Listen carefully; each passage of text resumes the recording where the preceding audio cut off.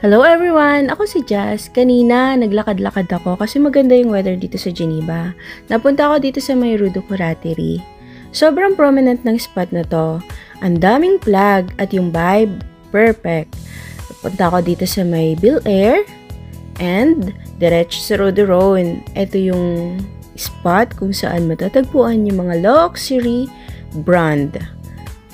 Madami dito mga boutique, lahat dito mo na mahanap. So kung tourist ka at nag-travel ka, huwag mong kaligtaang pumunta dito. Speaking of luxury, ayan yung LV, under renovation pero open daw sila. At yung mga tulips na dito lang sa tabi.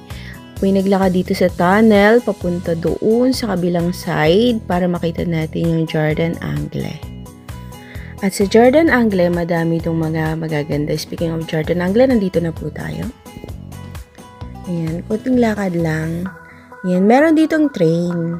Itong train na to, pwede kayong sumakay dyan. Yung mga adult, 11 to 12 francs. Yung 4 to 12 years old na bata, 7 francs. Yung under 4 years old, free po yun. So, makakabili kayo niyan sa mga ticketing booth dito kung kayo ay nagtuturist. Yung international tour daw, umaabot siya ng 75 minutes. Pero yung Old Town Tour, 30 minutes lang. Yung Park Residence Tour, 35 minutes daw po. Sa lakefront daw ng Geneva yon. Yan, makikita ninyo yan habang kayo nagtutour itong Jidot. At kung gusto niyo naman sumakay dun sa Yellow Boat, 3 francs lang po yan. Makakasakay na kayo dyan kung kayo'y walang ticket or avon naman na tinatawag for 1 month. 1 hour nyo na po yung magagamit and you can ride din po sa mga bus. At nandito na tayo sa pinakamalapit na spot dito sa Jidot. Lalapitan natin yan mamaya. Maglalakad tayo hanggang doon sa pinakang malapit. Ayan, malapit na nga tayo guys. Alam nyo ba na ang Jidot ay na-build daw noong 1880? At nagpa-pump daw ito ng water ng 500 liter per seconds. Oy, ang dami no? Ang lakas niya. Alam mo yung 150 meters daw yung taas niyan. Sobrang lakas.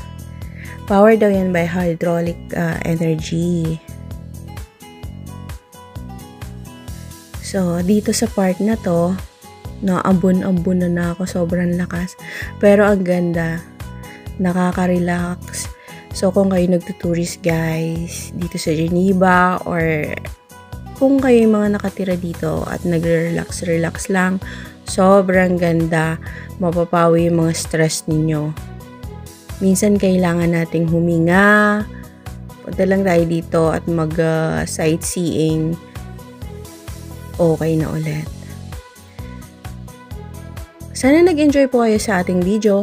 Huwag niyo pong kalimutang i-follow and i-share. Maraming salamat po. Thank you! Bye!